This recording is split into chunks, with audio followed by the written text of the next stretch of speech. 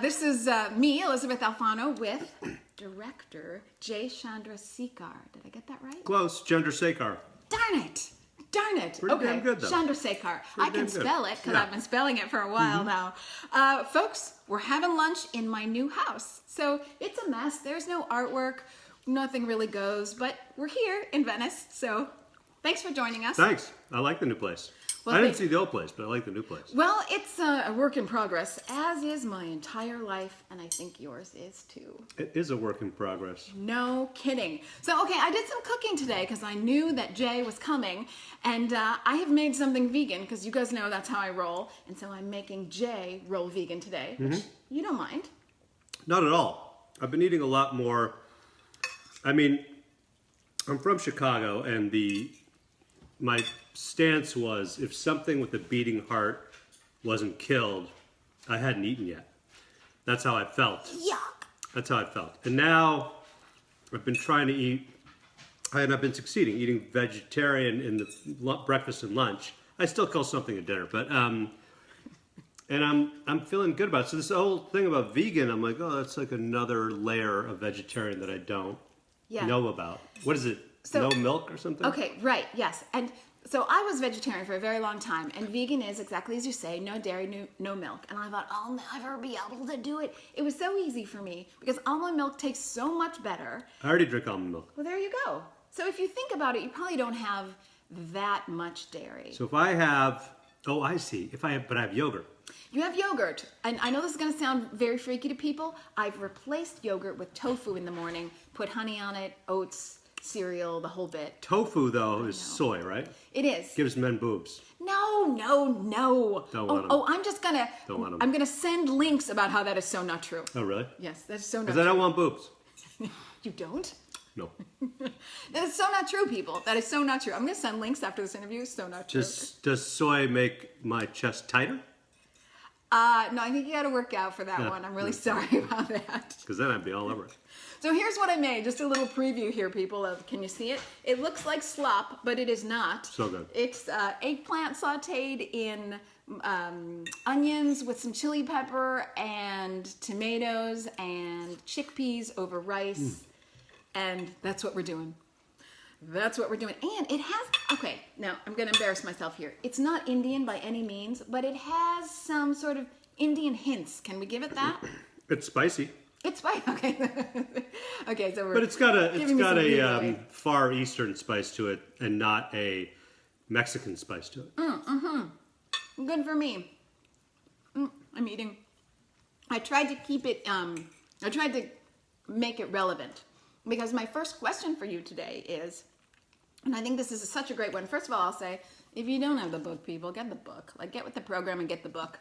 Mustache Shenanigan. So, all about your childhood, growing up. He was in Chicago. For those of you who don't know that, went to Loyola, first stint, of course, I.O. and Second City, and then went on to make the cult film that we love, Super Troopers, and Super Troopers 2, and Beerfest, and Puddle Cruiser, which we'll talk about that name, and great things. And then, of course, you've directed for Arrested Development. Okay, but I'm getting ahead of myself. We'll start at the beginning. You said in the beginning of your book that you didn't think that you would have been a writer or a director if you weren't Indian. Fascinating. When I was, in high school and college, I was in a lot of plays. And because there's sort of race-blind casting in the theater, I was the lead in a lot of plays. But, when I decided to go, I was thinking about going into show business, right? So the reality was when you looked at the movie screens and the TV screens, there were no Indians on them. I mean, there was Ben Kingsley was the one. And he had played Gandhi, and they weren't going to make Gandhi 2. So that's right. I was like, well, if they wanted an Indian character, they just took a white guy and put him in brownface, like Peter Sellers in The Party or Fisher Stevens in Short Circuit 2. That's so funny, Fisher Stevens. Fisher Stevens, Short Circuit 2, my dad told me, he goes, you got to see Short Circuit 2. And I said, why? He goes, because there's an Indian in it. And I said, Dad, that's a white guy in brownface. He goes, that's as close as we're going to get. Right? And so, I mean, for me to think that I could go to Hollywood and audition for movies and get cast in parts other than the cab driver or the deli guy who sells smokes to Brad Pitt when he comes in to go fuck his girlfriend, right? Yes. I didn't want to be that guy. I didn't want to be the gay, here's your cigarettes, sir. I didn't want to be that guy. So I was like, for me to think I could go out to Hollywood and change it on my own, it was fantasy, right? So the only way I could do it would be if I wrote my own scripts, learned how to direct, and cast myself in the movies in a part that was like me, with a voice like this. It was the only way. This is what I love about the book, and I'm not going to plug the book the whole time. It's obvious you should get it, but really I do want to say it's inspiring in that way because the book is all about this odd path that you carve out for yourself that even you couldn't have foreseen. And there's some luck that comes in along the way, for sure, and there has to be luck, but you sort of saw a vision for yourself that you were going to make your own way, and I think that's very inspiring. Thank you. I mean, the reality is, you know, I joke often about how I'm the Indian Jackie Robinson of comedy. But I was the first. I mean, in the sense that there, you know, after me, then Aziz came and, you know, Russell Peters came and, you know, Danny Pudi and Kumail Nanjiani's Pakistani, but he came, you know, I mean, there was nobody in show business, in the comedy business, that was Indian. Nobody. That's wonderful. Right? And so... You paved the way for everybody, not just yourself. None of them give me credit for it, but I'll take credit for it. But I'm friends with all of them, I promise, and I hope they find it funny too. So, but yeah, it was not a world that was, you know, it wasn't like, oh, to go talk to that guy, he can tell me how to do it. It was just dive in, do it. So, you know, the beauty of comedy, though, is if you walk up on a stage with a mic and you tell jokes and they laugh, you've succeeded. Right. So you had some instant feedback because you were doing stand-up for a while. Yeah. But it's fascinating that you didn't see any of this as a hurdle. You just sort of said, there's nothing out there, and that's why I'll make it my own way. Well, I mean, this sounds a little silly, but the Constitution says we hold these truths to be self-evident that all men are created equal. And I know they didn't mean Indians at the time, they didn't mean black people, they didn't even mean women, but no, they didn't. They've been pressed on those words, somebody unfortunately. I mean, Jefferson put those words in.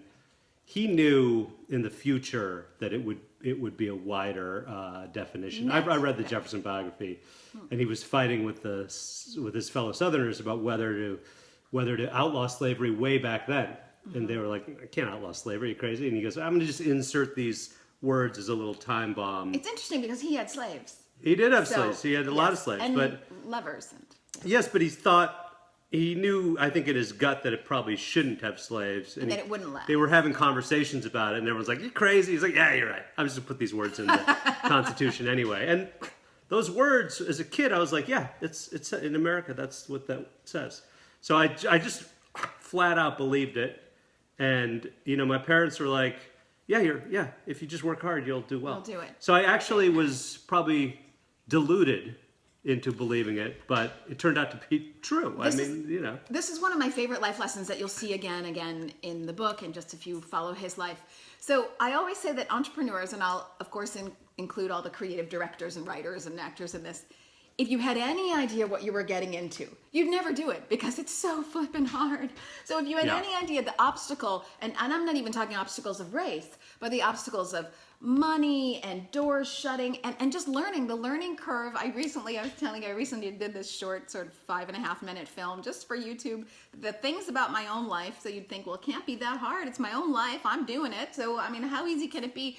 It was so flipping hard. I mean, so all the things you don't know, if you knew them, you'd never do it. But of course you don't know this because you're in college and you're having a great time and you're drinking a lot of beer and you're having this wonderful sort of creative love fest with your friends who are now your friends for life and your creative partners as well. Yeah, I mean, we were doing live sketch shows at Colgate and University where we went to school, and we were, you know, there was no thing there. There was nothing like that there.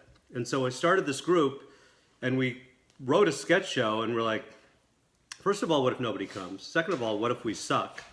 This is going to be so humiliating. But 40 people came the first show.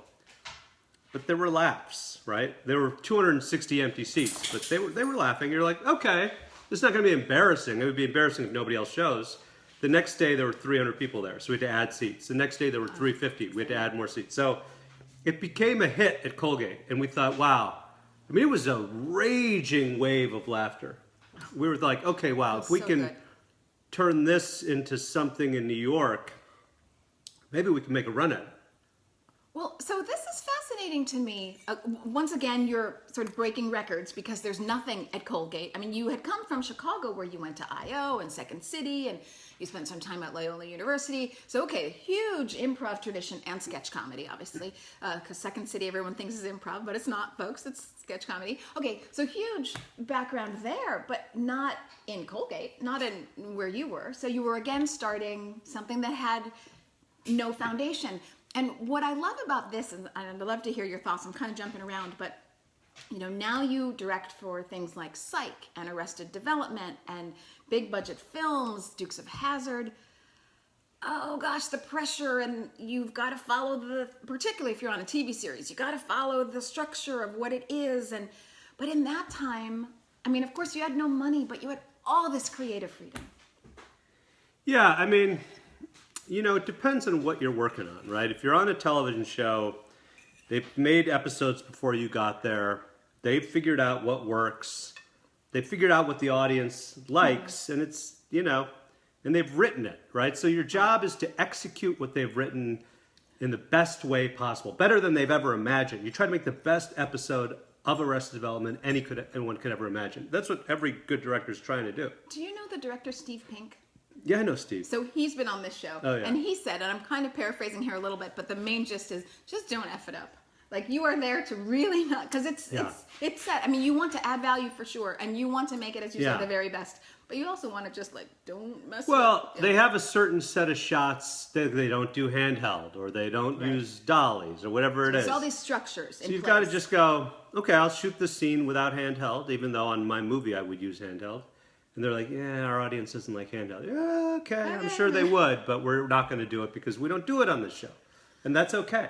And that is okay, but I don't know if you can compare and contrast, and what I'm really looking for here is maybe just the feeling. You're so much more successful now, but you do have limitations, and perhaps that's not the right word.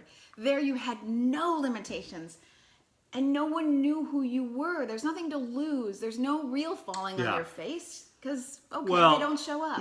We didn't know what we were doing, right? So we just had comedic instincts that we were acting on. Mm-hmm. And our success rate ended up being high, which gave us confidence to keep going. Mm-hmm. Our success rate was not perfect. There were times we wrote great sketches, we thought, that just didn't work. And you go,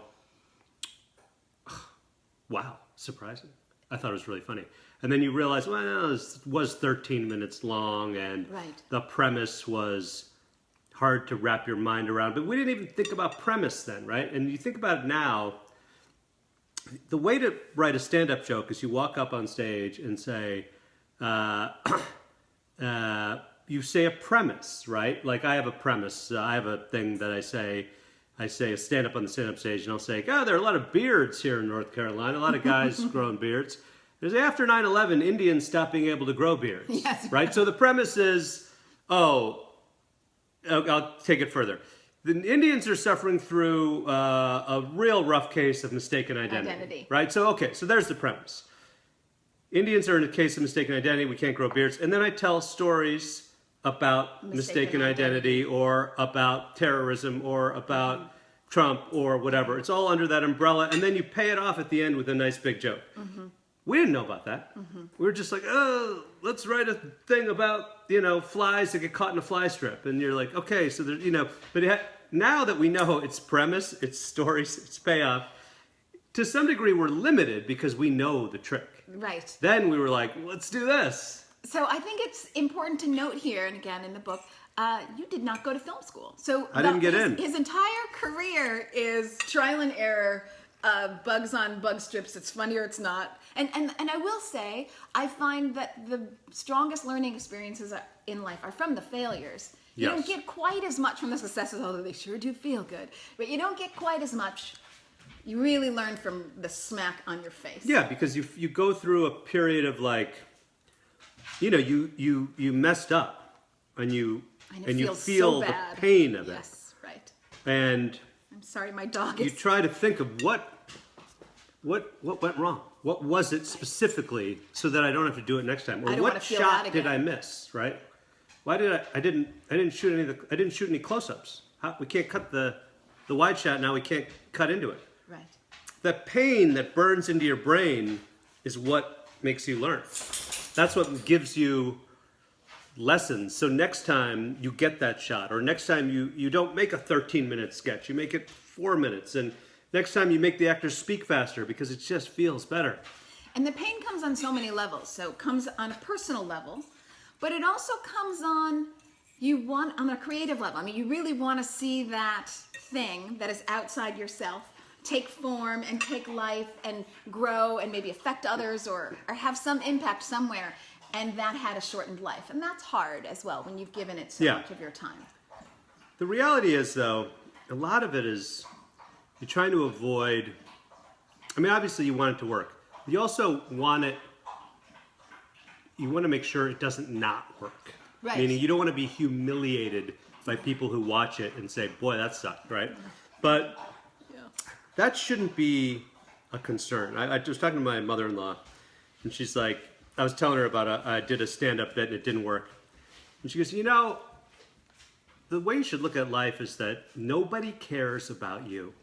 She goes, all they care about is what are they going to eat? What are they doing after work? Oh, they're going to go see this comedian. They're going to have a few drinks. They're going to try to hit on this girl. They see you. Your bit fails. They're like, well, that sucked. That guy, Super Troopers, I thought that was good. He's not very good. Okay. And then they try to hit on the girl. Then they drink some more. Then the next guy comes up. And they're like, that's about as much time That's all you as get. they're spending on you. Yes. So if you're great, you know what they'll say? They'll be like, I saw this great thing. And they'll spread the word. If you're bad, they'll be like, I saw that. It wasn't very good. And they'll spread the word. And that's about the end of it. It doesn't go any further. It doesn't matter. What matters is that you get up on that stage and be creative and take the swing. Because when you miss, so what? It's when you hit it. People are like, hey, Super Troopers. That's right. The reward, the payoff is so great that really, even though the pain is hard, it's not long lasting. No. Whereas the reward, I mean, you see Super Troopers, it came out, I think, in 2001 or perhaps 2002. So here we are, 15 years later. Still talking about I mean, and cult film status, it didn't really smack it when it came out. It did fine, it did well, but it sort of grew, sort of like The Princess Bride. It took on a life of its own 10 years down the road. When did it really sort of reach critical mass and people were it was just this slow-moving rocket. Oh, Like it just, with the DVD market where people were buying DVDs, they were buying it, they were smoking grass, they were watching it with their friends, they were watching it again, they were passing it to their little brothers and sisters, they were passing it up to their fathers. I mean, it just had this thing that just kind of, it's wonderful because it impacted people.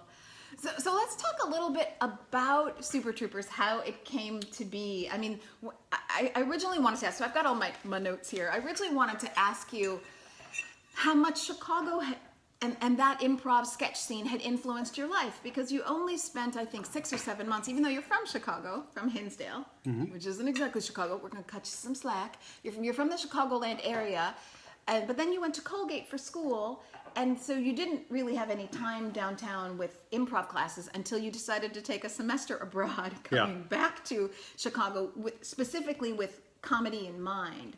So how much did Chicago end up influencing your career, and I'll say influencing Super Troopers specifically? Well, a lot of people in this country are funny, and they think, oh, yeah, I'd like to go into show business, right? But they're from Tennessee, or they're from Oklahoma, or they're from wherever, Florida. And they're so far away from anybody who's succeeded in show business that they naturally think, how the hell could I be on that screen? How could that work? Chicago, when I was there, it had this amazing history of the core of Saturday Night Live was from Chicago. In Toronto a little bit too, but Chicago, that was it. And when we were there, I was in an improv class. I was in the lowest level and in the highest level, and we were all in the same class. It was Chris Farley. And Chris, Fantastic. I watched him perform all the time. He's phenomenal. I mean, he was the funniest guy in the room all the time. With a lot of funny people in that room. He was always the funniest guy. And if I can just interject here for a second, you say something that I thought was so poignant in the book. You say that maybe Saturday Night Live didn't really use him to his fullest potential because they went on the fat jokes all the time, and there was so much more to him than that. And that's what the difference is between television and stage, I think. But I think Saturday Night Live could have been better about it. I mean, that's my opinion. Like, he played doctors, he played scientists, he played lovers, he played the guy who got the girl. I mean, he played everything, and he nailed it all. And so when I saw him on Saturday Night Live, I'm like, this guy's going to be, I mean, like Phil Hartman. He's going to be top notch. But as much as he did get to play some other parts, not many, a lot of them were fat related. And it's a lack of probably imagination on, because you're like, well, should I put him in this part, or should I put like whatever? I know Fallon wasn't at the same time, but should I put the good looking guy in that part who gets the girl? I mean, let's put the good looking guy in. Well, we're back to sort of a theme of what we were talking about. It's the double-sided coin of success. Once you have success, particularly commercial success, then you feel like you need to repeat that commercial success, which in a way can take away potentially a little bit of the creativity, and perhaps that's what you're talking about here. Well, it's what I'm really talking about is types, right? In show business, there are types. There's the good-looking guy and the good-looking girl, and they're the ones who have the sex. The less good-looking girl is the good-looking girl's friend, and she's funny. She's always quirky, funny, but right? she's never getting the guy. The chubbier guy is the good-looking guy's best friend, and he's funny. Right, so we're talking... Maybe the two sidekicks might have a little scene of a little flirtation. So you've just described About Last Night. Sure. Written by one of my very favorites, Tim Kazurinsky, also Saturday Night Live. Yeah. Who's also been on this show. Yeah. The black guy is going to crack some jokes. He'll be street smart. He'll be like, what are you talking about, white person? The Indian guy will have an accent, will be hopelessly dorky, will not come near a woman. Not even close. Glasses, doctor, on his way to being. Okay. Yeah, lucky, if you're lucky. And, the fat guy, the fat guy's just going to fall down. He's going to fall down. Right. And so, that's not an indictment of the business, right?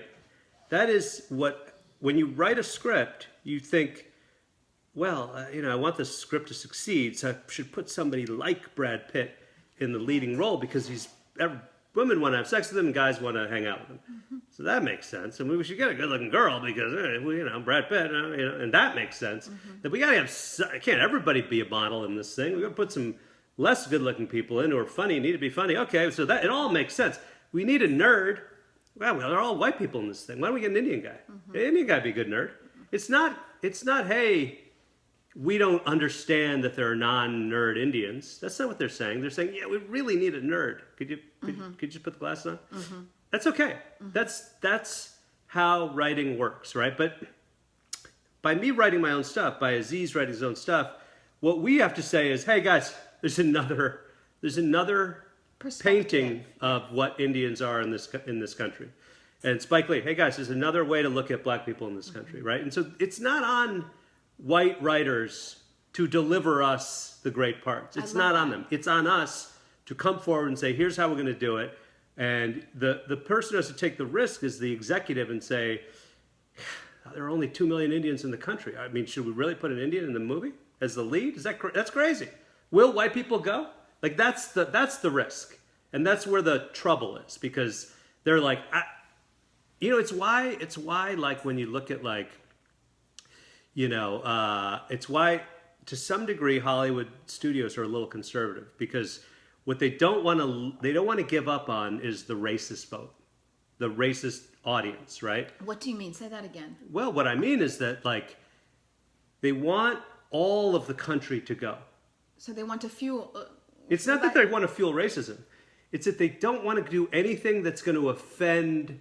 So like, upset the balance. How many movies have you seen where Will Smith is the lead and Julia Roberts is how many movies have you seen like that? Zero, right? Oh wait, hold up. Okay, you're going to name one. They don't really get into it, but you really want them to. Does that count? 1600 Pennsylvania Avenue. It's with Wesley Snipes and this woman that I love. Come on, Elizabeth. Do you know the woman that you I'm just talking made about? my point, though. They really want them to, but they don't. They don't. Okay. And you know why they don't? Because, there's some folks in the South who are like, fuck this movie. Right? And so we're guilty of wanting money in this town. We're a business and we want success. Right? So we're like, let's go for the broadest audience we can. Let's pop 2 white models in the leads and let's go for it. It's going to work. It has worked before. I get that thought. Because if you make a movie that succeeds, you can make another one and then another one. If you take a risk and put an Indian guy in the lead and a white woman thing, well, you may succeed like Get Out did. You may, and you may also fail, and the Southerners will be like, "Fuck that, I'm not seeing it," and your studio boss will be like, "What the hell are you making that movie for? We just lost $30 million." Yes, but I love your original point in that the onus really is on the minority figure, be that women of age or women with silver hair. That's I mean, you never, just for the record, you never see women with silver hair, and you never see women who are 50, really. I mean, well, they color their hair and they inject. So they do inject. So the many voices that you have out there, be it Indian, African American, mulatto, or we could just go on because the list actually is quite long. Obviously, if you're in America. The onus is really on that minority to have the voice, and I love that you say that because really only they can, not just because they want to champion it, but really they know the story in a way that a white executive doesn't, and maybe could be open to it, maybe won't be open to it. We don't know, but the person who can tell the story is the person who lives it. Yeah, and to be fair to the moment, Get Out it's north of $175 million. Right. Yeah. It was made for 4.5. There's a black unknown dude in the lead, and there are some actors who are great, not movie stars, who are in the lead. Like Allison Williams is a fantastic actress. She's yet to be proved to be a bankable movie star. Maybe now she will be. Maybe now she right? is. But yes. And it worked. And what it worked about it was that it was like honest about racism, and funny and scary and smart. And I'm not saying honest in the sense that white people are lobotomizing black people and taking their. I'm not talking about that. I'm just saying it was when you watch it, you're like, this authentic feels real in a pushed, funny, interesting way, entertaining way. And so when you say, "Oh, this is honesty," I'm watching honesty, and people respond to honesty. Yes. Let me turn this back a little bit to your movie, Super Troopers. So when you're making Super Troopers, first of all, you had made a smaller film that had gone to Sundance but didn't do anything, called Puddle Cruiser. And the reason I have not seen Puddle Cruiser, which you talk about in your book, is because I could never get past the name, so I just never click on Puddle Cruiser. So whoops, lesson learned there, probably. So you're making Super Troopers, you've made Puddle Cruiser, but you still don't really know how to make a film. So talk about how you teach yourself, because I think this could be very inspirational for others. Talk about how you you take what you know and then you just plow through everything you don't know. Yeah, I mean, the best new filmmakers are editors. They're people who've gone into the edit room and sat at the machine themselves. Not hire a guy and stand over his shoulder and be like, yeah, that's good. Take the wide shot, stick it in. Take the medium shot, stick it in, and then finesse it, fix the timing. Oh, this could work. Give it an idea. Yeah. Put in a shot of an orange. Dessert. Whatever, right? And make it. And then look at it and go, okay. And show it, and people go, oh, I have these notes, this could be faster. And you go, okay, try it. Oh, yeah, that works. And what you realize is you start to realize what the shots are that you need. Like, what do I need? I need a wide, I need a medium, I need a close-up, I need a close-up, and I need the food. I can tell this story that way. So, and you look at every scene in every movie, and you'll notice it's the same thing. It's the wide, it's the medium, it's the two-shot, it's the close-up, it's the food. Every scene. Now, some scenes, even the great filmmakers, let's say Martin Scorsese, he only has about 4 to 6 really unique shots in one movie. The whole movie. In the whole movie. The rest of it is wide, medium, two-shot, close-up, food. That's it. Goodfellas. I mean, one of the great movies ever. That's time. What it is. It's majority that. And a couple of interesting shots. So you start to realize, oh, okay. it demystifies it a little bit. And that there's an equation, so to speak. There's a little bit of an equation. So what really matters is the writing and the performance and the timing and the music. And the timing of the edit. And the timing of the edit, for sure. So we sat and edited Puddle Cruiser ourselves because we couldn't afford an editor. So we did it ourselves. And we learned brutally, like, man, if we only had this shot, this scene would really work. But we don't because the director fucked up. And I hate that director. I hate that director. But the next time I shoot that scene, a version of that scene, I don't miss that shot. And so that's how you learn, through pain. And when we shot Super Troopers, I was like, my opinion is these are the shots we need. I don't believe I'm confident about that at all. But we have to make the movie. So this is my opinion. And I'm going to shoot these shots. And if I'm right, it'll be good. And if I'm wrong, okay, sorry, it'll be wrong, yeah. And it turned out that my instincts about the shots came together in a way that resonated, right? I ended up being right on that movie. And I said, okay.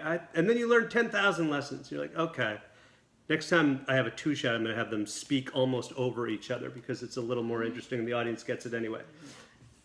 Okay, I learned that. So in Club Dread, I'm going to have people, just say it faster, so you learn these things as you go. I watch Super Troopers now, I'm like, I would have done those that. two should have been speaking faster. We should have had the camera just a little bit more over. Yeah. There are all sorts of things like that. But the movie works. I'm not going to, it works. And it's because of the editing. It's because of the thought and okay, this is what we need. And so you spend your time on set shooting those shots. Well, so I want to talk a little bit about that, delving into, because I know there's so many Super Trooper cult fans. Delving into the specifics of Super Troopers, there's this great chapter in the book where you say everybody wanted the beginning to be different. They wanted the beginning, if you open in a chase scene with the Super Troopers and there's some drugs going on. We'll talk about drugs in a little bit. And there's quite a bit of FaceTime, for lack of a better expression, of the kids in the car. And the whole movie's about the Super Troopers. And there was this pressure, and I forget from whom, maybe it was every from producer who read it. Okay, every producer who read it, that really you should open it with the focus on the Super Troopers because that's what the movie's about. And you stuck to your guns.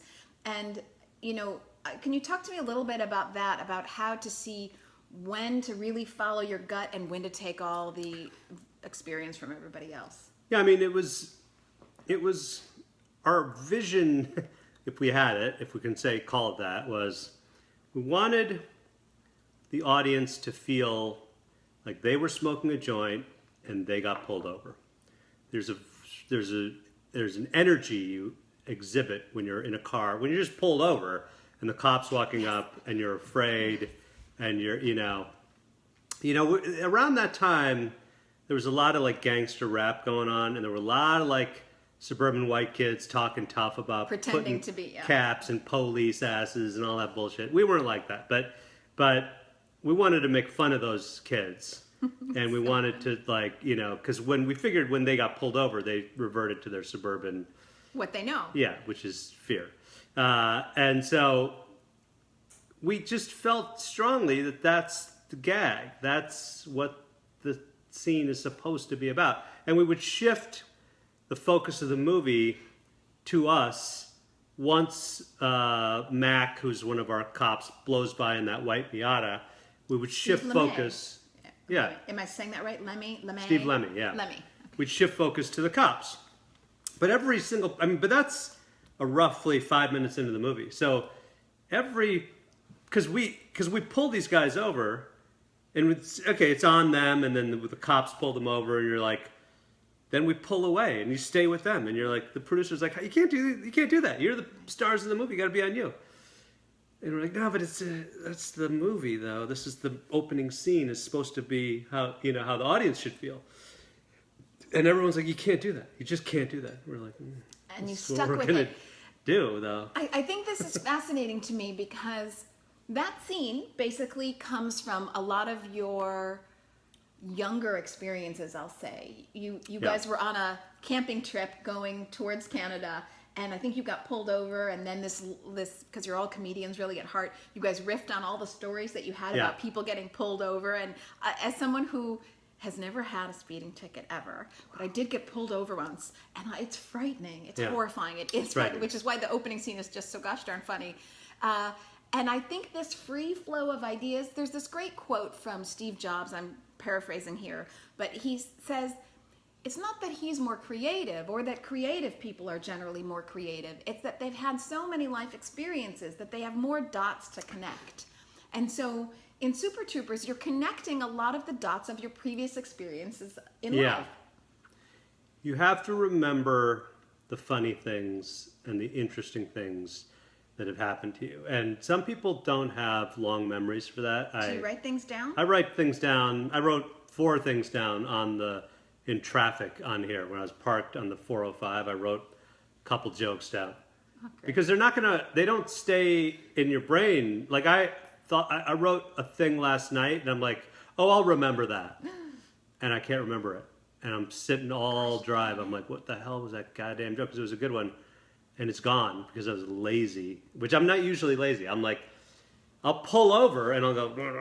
You have to be vigilant. I'll wake up and go, and it'll be all garbled, but I'll be like, yeah, I get that joke. I get that. And so, if you do that, you have fewer cases of writer's block because, I take all my jokes and then I have a file and I'll say sex jokes. Boom, boom, boom. Women sex jokes, men sex jokes, gay sex jokes, trans sex jokes, drug jokes, coke, heroin, pot, racist jokes, fruit jokes, food jokes. And you go, okay. And so then when I'm like sitting there, like, I'm like, oh, I don't know. They need to be talking about something funny. I'll go back and I'll look. Like, oh yeah, there's that little riff on and you can plug whatever. it in. It's amazing how really there is logic to it. It's not as nebulous as it all seems. No, you can't just sit down and go, oh, I'm going to create magic. The magic happens everywhere. Yes, you just have to grab it, and there's a notes thing on your iPhone, just notes.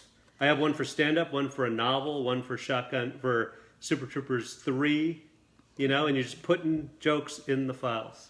Yeah, I just want to repeat that. The magic happens everywhere. So life is really your playground to really create anything.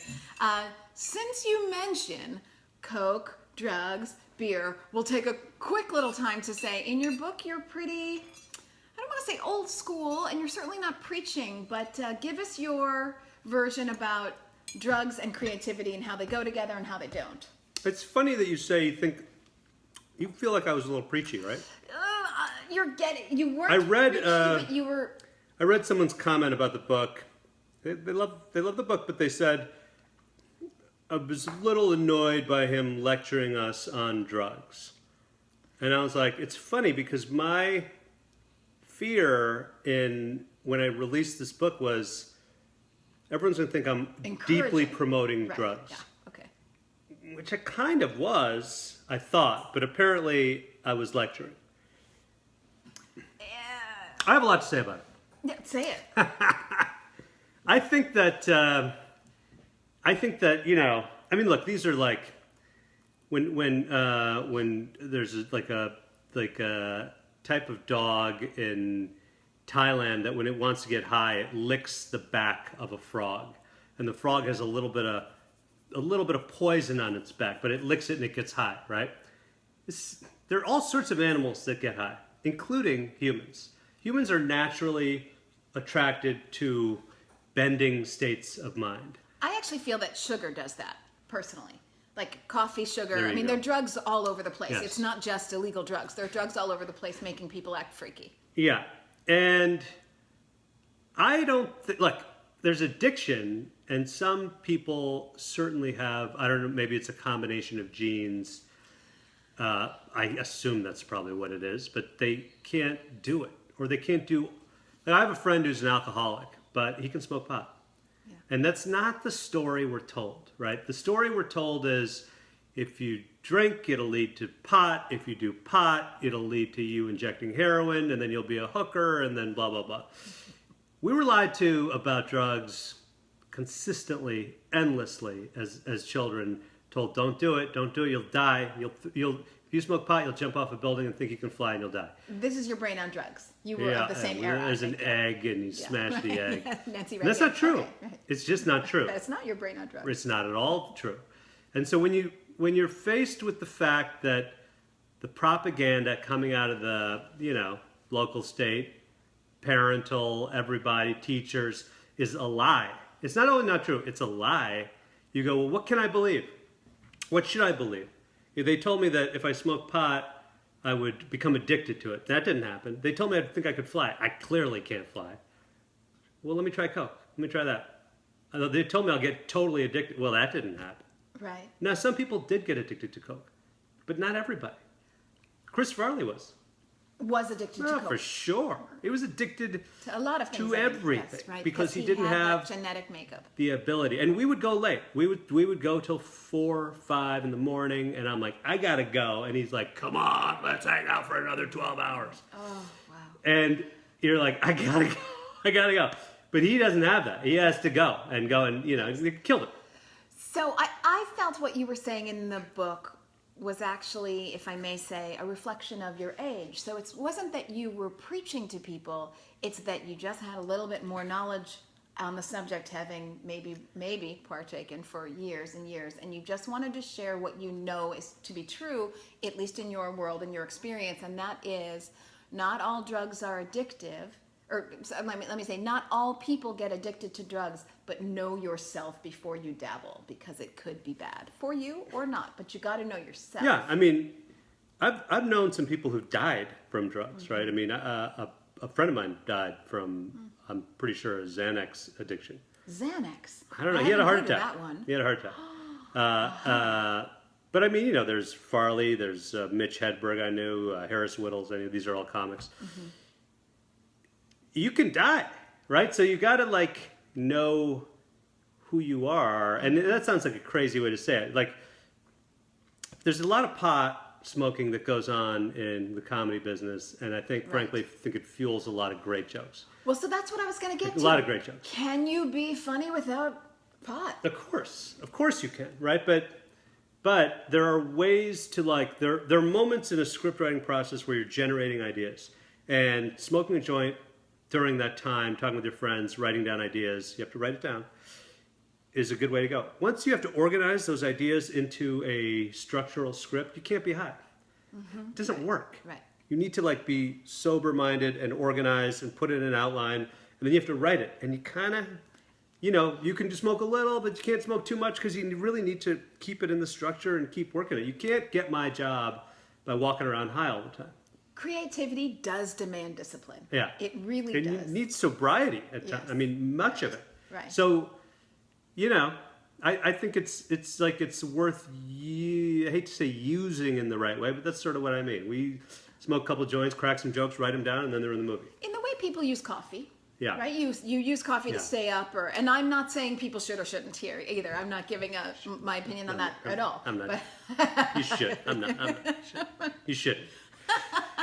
Any kids watch this?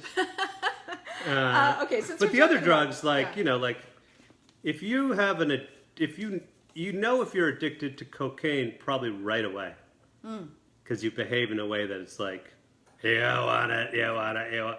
See, I feel this way about frosting. I'm not kidding. Yeah. I think sugar's wildly addictive. It is. I can't have one. It is. And I eat frosting right out of the can. Well, there you go. Or I make it. And all I do is with the spoon in the bowl, and I just eat the frosting. I don't even bother with the cake. Now imagine if they said if you eat frosting, you'll jump off a building thinking you're high. I would be like, that's the price I'm Screw willing it. to pay. I'm going to eat the because frosting. I've got to have that frosting. Yeah. It's bad. It's bad. But my lecture about drugs is don't do heroin. Because you did say that in the book. People, in particular, heroin. All those three guys, Mitch and Harris Whittles and frankly Farley, that's what they did.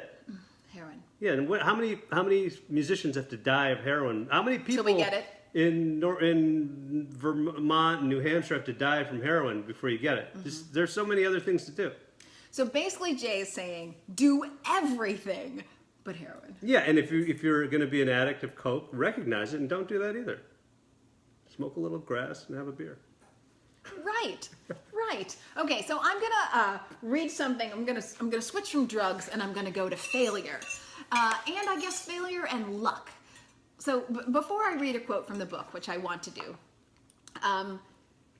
to make Super Troopers, you needed to get funding, and you were about to pack it all in because it wasn't going to come together.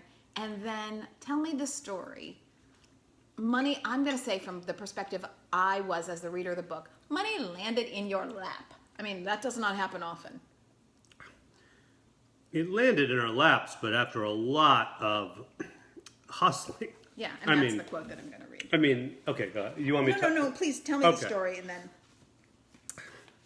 You want me to tell about how we tried to get it financed? Yes, how you came into $1.2 million right when you needed it. I mean, you needed it earlier, but you were really packing up as if you were going to be like, that's it, that's the end of this gig. Super Troopers isn't going to happen. Every studio said no. 75 times, I might add. I mean, you were rejected yes, 75 times. Every studio said no. Every independent financer said no. And by the way, the studios, we got close with Miramax. We got very close with Universal. And then we got a little bit close with Fox. Then they all said no. You're not famous enough. You guys are not famous enough. We went to independent financiers who finance films, independent films. One of them said, "I'll make the movie. I'll give you $3 million, but Ben Affleck has to play Thorny." Right, yes. And I'm like, he plays Thorny. I'm like, I'm playing Thorny. He goes, "Not in this movie, kid." We walked. So we went to every single financier. They all said no. And then we were like going to friends of who were rich, and they're like, "No, $1 million, no, we can't, no." So it was just no. Everybody was saying no, to the point where we were going to probably break up and go it alone, break the group up, because half of us were in LA, half of us were in New York, and the New York guys didn't want to move to LA because there's no job, we can't make a movie. What do we do? Write another movie? They didn't want us in this movie. So we were just like contemplating breaking up, and then I was in my New York office, which we had a one-room office, and I was packing things up because I was moving to LA. And to hope, I don't know, going to stand up, I don't know what. And the phone rang, and it was my friend Cricket, and she said, "I hate to ask you, but my dad is a banker, and he's retiring, and he wrote a comedy script, and he wants somebody in show business to read it, and you're kind of in show business, right?" And I'm like, "Barely, Cricket." And she said, "Well, you're the only one I know, so would you read his script?" And I said, "Okay, I'll talk to him." So I get on the phone with him, and he goes, "Yeah, I wrote this script. It's a funny script. I want you to read it." He goes, "But actually, I really would love to see what you write, because, I don't know, I just want to see if you're the right sensibility to read my script." Which is a bizarre statement to say. He was auditioning me. I'm going to interview you to help me. Yeah, he was auditioning me to see if I was worthy of reading the script. So I'm like, all right, I love Cricket, so all right. So I sent him the script, and a week later, he calls, and I was hoping he wouldn't call. I was hoping he would just be like, because I knew his script wasn't going to be any good. By the way, it was good. But at the time, I was like, how good could it be? It's like some banker can't write a script, right? Racism against bankers. So I expect him to say either, "I'm going to send you the script," or "Forget it." Now, and he's calling. I'm like, he's probably going to send the script. So I pick up the phone, and he says, "Hey, the script's pretty good." And I said, "Oh, thanks." He goes, "No, but I mean, it's funny. It's really funny." And I said, "Oh, okay." And I'm like, "Who are you again?" I said, "So you want to just send me your script?" And he goes, yeah, but what's going on with this script?" And I said, "Well, I was thinking about it. I'm like, I could lie to him and say, well, we tried everybody in show business, and they all, in their incredibly intelligent, savvy points of view, turned us down. Or I could say, we're raising money." Both were true. Investment banker. Both were true. I said, "Well, we're raising money." And he said, "Can you make it for $1 million?" And I said, yeah, we can. And I went over to my producer. I hung up, and I said, "I'll call you back." I went over to my producer. I said, "Can we make this movie for $1 million?" He goes, "Well, yeah. Is the money real?" And I'm like, "I don't know." And, my producer was a former investment banker. He quit to become a producer. And he said, "Put this guy on the phone." And so they got on the phone. There are two investment bankers talking, and he hangs up. He goes, "I think this guy's real." And at the end, you know, he ended up giving us a check for $1.2 million. He goes, I won't give you a penny more. And Rich and I each put in $30,000, and we had $1.26 million, and we made the movie. It's an incredible story, but I say that because he had been rejected 75 times before that. So I'm going to read a quick quote from the book. Okay.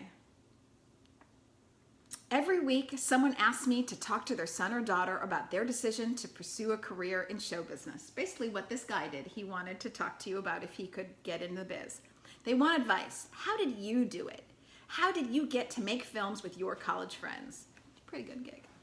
And while they're interested in my story, what they really want to know is how they can do it. So here's what I tell them. Before you load your car for the drive to the left coast, let me warn you, at its core, this is a business of rejection. It's a massive ocean of no, surrounding tiny, almost invisible islands of yes. Even Super Troopers, sorry, that's my dog. Even Super Troopers endured 75 no's before we got to yes. And though Los Angeles is known for always being sunny, there's an unseen cloud of sadness hanging over it, filled with the dashed dreams of the millions of talented people who came out here and didn't get lucky. So if you can't handle rejection, turn back now. Give up while you still have the chance to do something else. Show business doesn't need you. We're doing just fine without you. Stop trying to take my job. There are serious writers, directors, and actors in Hollywood already. Go home. Your mama's calling. Fuck off. So what he really means is persistence, persistence, persistence. And it's not for the faint of heart. Yeah, I mean, if no hurts your feelings and you can't get over no, don't come, because you'll go home having lost. And the flip side of that is, if you can take no, I always feel it's a numbers game. So if you're willing to throw enough darts, one of them's going to hit the bullseye. That's right. You just got to be willing to throw a gazillion. And, that's right. You know, people swearing at you because you missed and the target's off and you got the wrong dart. And okay, but one of them's going to go. I still get told no all the time. I would think so. Most of the time. I would think so. Okay, so a couple quick questions before we go, because I know that everyone's on lunch break watching Facebook Live, and then they're all going to disperse. 3 quick things. So Super Troopers goes on to be cult famous, and you then get to direct things like the Dukes of Hazzard, which is a movie, obviously, and television shows, Psych, Arrested Development, other things. Tell me about the fight with Burt Reynolds. Your longtime hero, mentor, I might say. I love the movie Smokey and the Bandit. Me too, and Super Troopers to me pays a little bit of homage to that. I told my crew, if we make this movie right, it can be on the same video shelf as Smokey and the Bandit. Yes. My mustache is a tribute to Burt Reynolds. His was better, but my mustache was meant to be a tribute to him. His was real. Was yours So real? was mine. I wasn't sure. Yeah, Okay. mine was so good. Some people can't believe it's real. But yeah, so, you know, and when Warner Brothers said to me, they said, we want Dukes of Hazzard to have that Super Troopers spirit.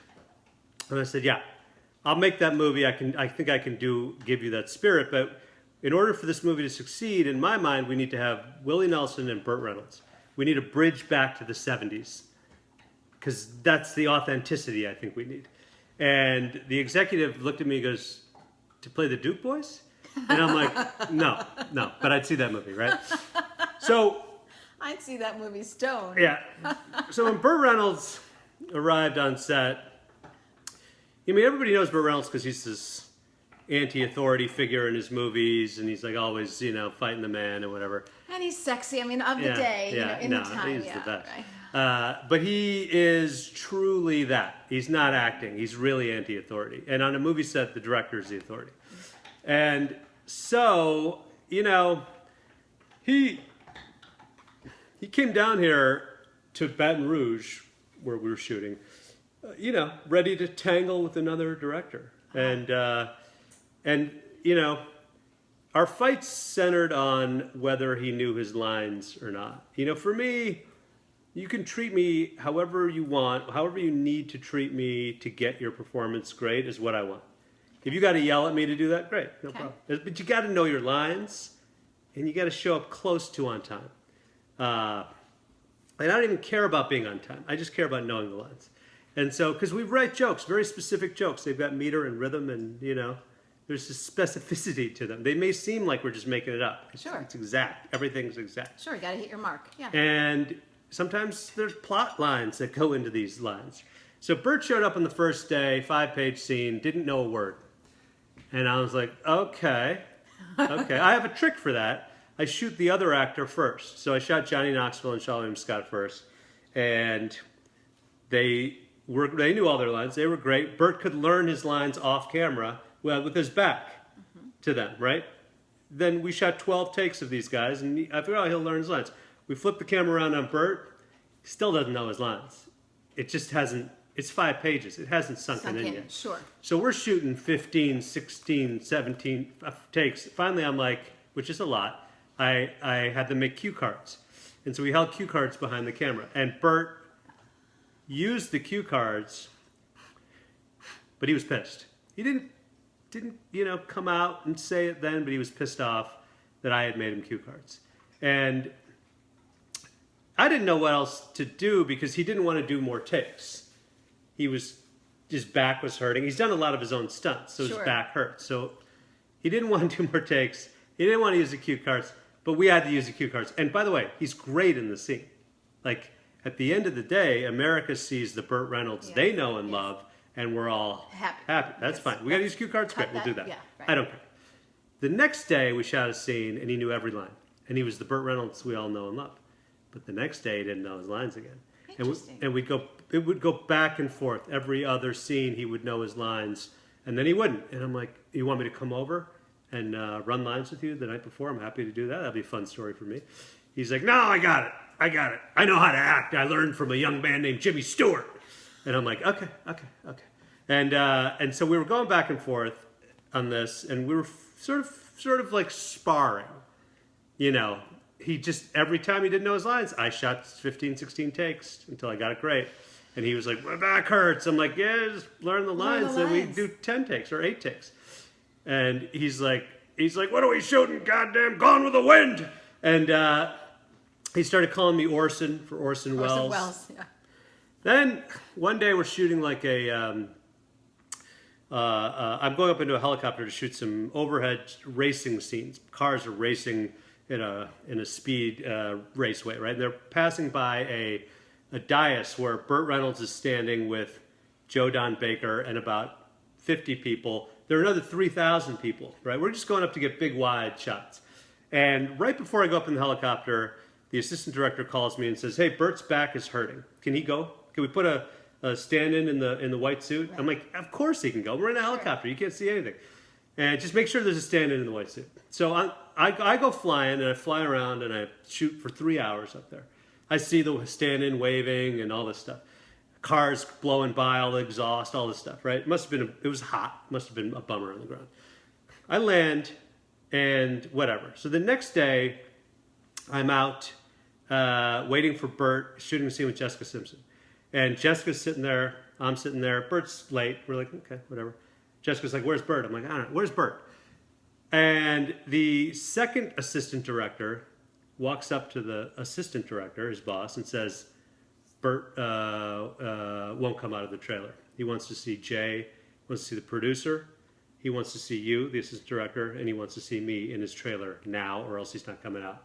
And I said to my assistant director, I said, what the hell? What? Why won't he come out? He goes, well, he's pissed off that you were flying around for 3 hours and he was standing there on the stage. Oh. And I said, dude, I talked to you on the walkie-talkie. I said he could leave. And he goes, yeah, you did. And here's what happened. He goes, I went up to Burt and I said, hey, Burt, you're done for the day. Take the day off. We're going to put a guy in the suit. You're all set. And Burt started walking off the stage. And I went up to Joe Don Baker, who's another actor in the movie, and I said, Joe Don, you're done for the day. We'll put a stand-in for you. And Joe Don said, I'll stay. And Burt looked at him, and he looked at me, and he said, I'll stay too. So they were down that, he said, that stand-in, the stand-in you saw was real Burt Reynolds. And I was like, oh no. And so we walk a mile across the fairgrounds to his trailer. A production assistant brings us over. He knocks on the door. Door kicks open, and there's Burt Reynolds white pants, white like tank top, white beater. The sides of his hair are white, but the centerpiece is black. He hasn't gone through full hair yet. And he goes, "Get the fuck in here!" And we all file in the trailer, including the production assistant who randomly walked us over there. And okay, so Burt sits down. We all get in a semicircle around him. And he starts chewing me out. He's like, "I saw your movie, Super Duper Pooper Scooper." And I was like, this is hilarious. This is going poorly. He's like, "How many goddamn takes do we have to do in the scene, Orson?" And I'm like, I said, "As many takes as it takes to be great." And he goes, "I've directed a couple pictures in my life. There's no lens on earth that can tell a man's face from a helicopter." And I said, "Yeah, I know. That's why I said you could go." He goes, "Shut the fuck up." And I was like, okay. And then he starts going around the room, and he goes to the producer, because the producer's sort of in charge. He goes, "I like you." And he says to the assistant director, who's from Texas, he goes, "I like you too." And then he looks at the production assistant who brought us over, and he goes, "I don't know you." And then he looks at me, he goes, "But I don't like you." He goes, "You want to see a real movie?" And he frisbees a DVD at me, and it hits me, and I catch it, and I look at it. And then there's a knock on the door, and he goes, "Come in!" And a nurse walks in with a little black bag. He stands up, pulls his pants and underwear down, puts his ass towards us, and he goes, "Do it!" And the nurse shoots him up, and he goes, "Now get the fuck out!" And she leaves. Then he sits down, and he's just sort of kind of lost, right? And he's like, "They say Demerol's as good as Percocet. It isn't like Percodan, but only in the evening." And he goes through about 15 different painkillers, all for his back because of the stunts, right? And he's rolling through them, but then he starts coming back to life, and he starts just fucking screaming again at me. And he goes, "Get the fuck out of my trailer!" And we all file out, and my producer's like, "What's the DVD?" And I look at it, and it says, "Burt Reynolds, Why My Back Hurts." And I'm like, we gotta go watch this thing, right? So we go to my trailer, we pop it in, and it's every stunt he's ever done, cut together, set to classical music. And it's fantastic. Oh, it's him jumping off a second story of a building, grabbing onto a tree, but the tree limb breaks, and he slams to the ground. Oh. Him fighting guys, rolling down a 40-foot hill, crashing cars, getting hit in a football uniform from longest yardage, everything. And you're like, at the end of it, you're like, this dude's a badass. Yeah. Total badass. Yeah. And then 10 minutes later, I get a call. They're like, "Bert's on set." I was like, okay. And we get on set. He doesn't say a word. He just shoots the scene. He knows every line. Wow. He's perfect. He's hilarious. And I'm like, okay. We have a week left on the movie. Nobody says a word. Not a word about this insane situation. And on the very last day, very last shot, we finish up. Everyone's saying goodbye. Willie Nelson's there. Sean, Johnny, everybody. And Burt comes to me, and he hugs me, and he puts his lips by my ear, and he says, "Will you ever forgive me? Will you ever forgive me?" And I was like, "Yeah, of course I will, buddy. Of course I will." That's a fantastic story. That's a fantastic story. And the funny thing is, I've never met Burt Reynolds personally, but I can see from his films that he would be that kind of like intense. Yes, like so the go best. get him. He's yeah, the best. That's fantastic.